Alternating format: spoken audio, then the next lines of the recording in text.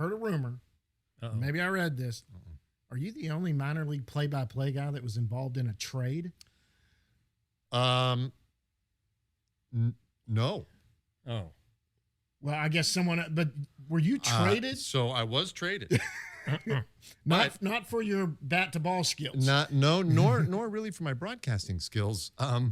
But the cool thing about this to me is when they did the trade. So I was in Charleston in '99, and I loved it. I thought it was great. It was my first year with an affiliated team. They were the Devil Rays at the time. Right. It's fair to say. Devil Rays, single A affiliate. I believe they still are, by the way.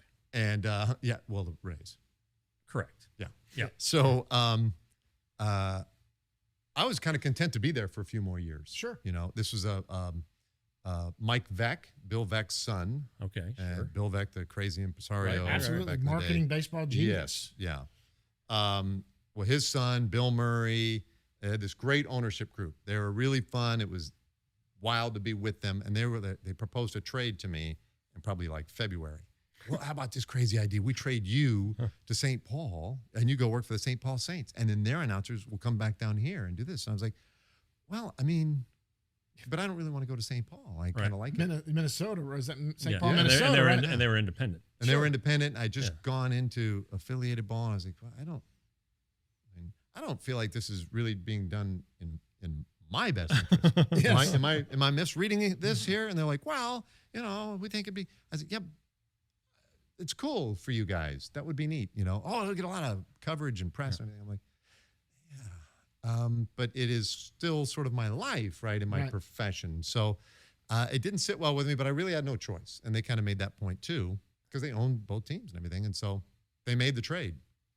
And it just so happened in the intervening couple of weeks, I got the job in Iowa.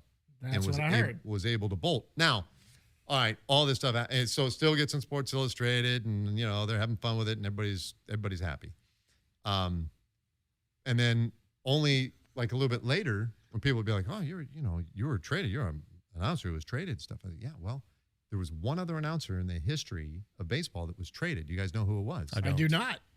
Ernie Harwell. Was with the Atlanta Crackers back in the day, and Detroit had a spare catcher that the Crackers they needed this catcher and whatever, and so Tigers like, well, we'll trade this catcher for Ernie. We need a play-by-play. Ernie guy. goes to Detroit, and the rest is like history. Oh my gosh! So, unbelievable. Who was the catcher? Don't know. We'll have to look that up. We'll have to look it up. We'll have that answer for you. But it's that kind of made it all taste a little better at the end of the day, right? I'm like, well, if it was good enough for Ernie, then by George, it'll be good enough for me.